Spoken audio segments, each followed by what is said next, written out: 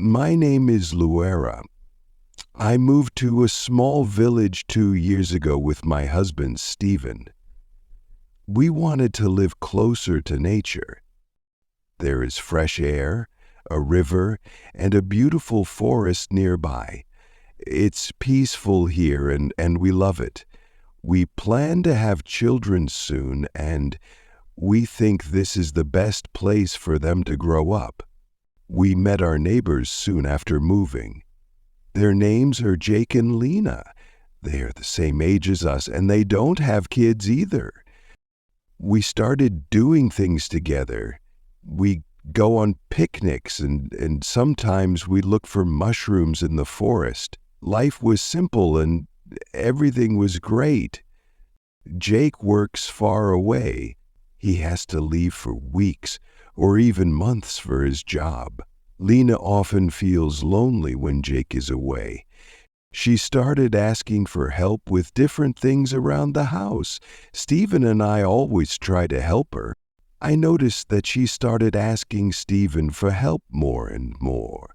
She would ask him to fix something in her house or help her with the garden. At first, I didn't think anything of it. Stephen is always kind, and I trust him. But then I saw something strange. Lena started wearing different clothes when Stephen was around.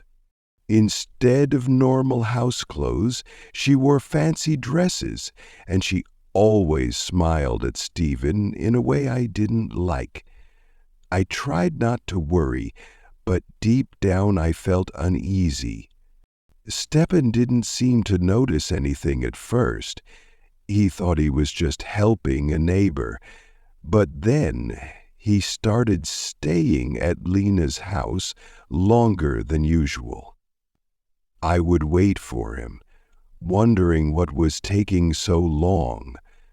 He told me he was just helping with small things, but I could feel something was wrong. One day I asked Stephen, "Why do you spend so much time with Lena?" He looked surprised and said, "I'm just helping her out. She needs help with her house because Jake is away." I nodded, but I didn't feel better. I started to watch them more closely. When Stephen went to Lena's house, I would find reasons to visit too. I wanted to see what was going on. Every time I went over, Lena would act like everything was fine. I could see how she looked at Stephen. It wasn't friendly anymore. There was something more in her eyes, something that made me uncomfortable. One evening, Stephen came home late, again. I asked him why he was late. He told me he was helping Lena fix her car. I didn't believe him.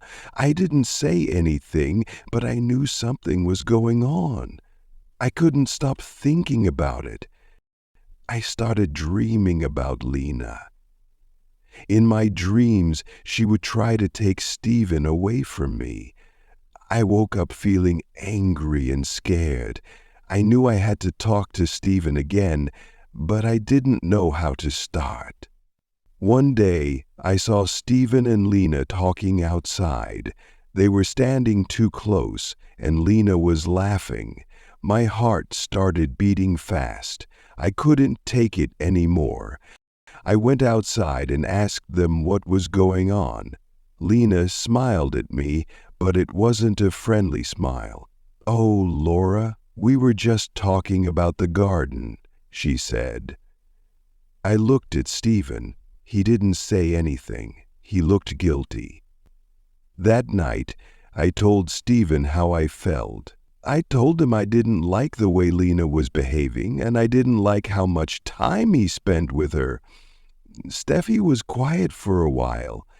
Then he said, "I'm sorry, Laura." I didn't realize how much it was bothering you. I felt a little better, but I still wasn't sure if I could trust him completely. From that day on, Stephen tried to avoid Lena. He stopped going to our house as often, and I noticed that Lena started spending more time alone. Weeks passed, and things seemed to go back to normal, but I still think about what happened. I trust Stephen, but I don't trust Lena. I know she wanted something more, and I'm glad I said something before it went too far. Even though Stephen promised to stop helping Lena so much, I still felt uneasy. Every time he went outside, I worried that Lena would come by. I didn't want to be the kind of wife who always watches her husband, but I couldn't help it. One day, Lena came over to her house. She had a cake in her hands and smiled sweetly. "Hi, Laura," she said. "I made this for you and Stephen. I hope you like it." I smiled back, trying to be polite. "Thank you, Lena," I said, taking the cake. "Is Stephen home?" she asked, looking around me, trying to see if he was inside. I wanted to say no, but I knew Stephen was just in the next room. Yes, he's here," I said, feeling my heart beat faster. But he's busy right now." "Huh?" Lena looked disappointed, but quickly smiled again. "Oh, okay. I'll leave you two to enjoy the cake. Let me know if you need anything." She waved and left. I closed the door and felt a strange mix of relief and worry. I didn't want to let Lena get between Stephen and me, but she seemed to keep trying to stay close to him. That night, I told Stephen about how Lena came over with the cake. He laughed a little and said, "I think she's just being friendly. You don't have to worry." But I wasn't so sure. Lena's smiles and her way of talking to Stephen didn't seem friendly to me. I decided that the best thing to do was keep a distance from her. The next week, Stephen went back to his usual routine of helping around the house, working in the garden, and spending time with me. I felt happy that things were returning to normal. We talked more, went on walks together, and everything seemed fine again. But one day, while Stephen was at work, I saw Lena at the store. She came over and said, "You know, Laura, your husband is very helpful. I don't know what I would do without him." Her words made me uncomfortable, but I smiled politely. "Yes, he's a good man." Lena laughed softly. "He's more than just good, isn't he? You're very lucky to have him." I didn't like the way she said that, but I didn't want to argue with her. I just nodded and said, "Yes, I am." For the next few weeks, Lena didn't come around as much. Stephen and I started spending more time together, and I felt like our relationship was getting stronger. I wanted to believe that everything was okay, but part of me still didn't trust Lena. One afternoon, Stephen came home from work and told me that Jake, Lena's husband, was coming back soon. I felt relieved. I hoped that once Jake was back, Lena would stop trying to get close to Stephen. When Jake returned, everything seemed to change. Lena stopped asking for Stephen's help, and we didn't see her much anymore.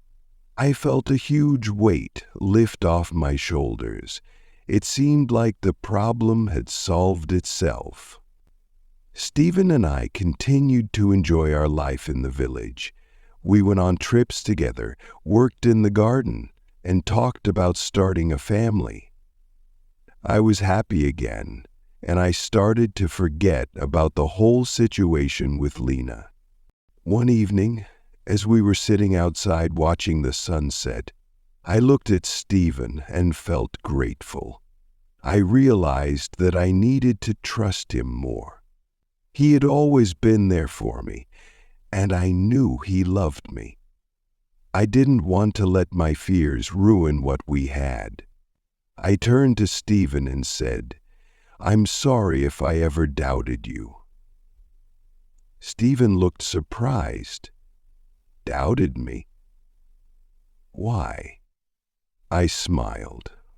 Because I love you, and I know you would never hurt me. Stephen took my hand and said, "I love you too, Laura. I would never do anything to hurt you." From that moment, I felt peace in my heart. Lena was just a small part of our story, but Stephen and I were building something much bigger, our life together. As time passed, we stopped thinking about Lena. Jake and Lena moved away a few months later because Jake got a new job in the city. After they left, life in the village became peaceful again. Stephen and I started talking more seriously about having children, and we looked forward to the future. In the end, I learned that trust and communication are the most important things in a relationship. No matter what challenges come our way, I know Stephen and I can get through them together. The end. If you enjoy this story, please like, subscribe, and share.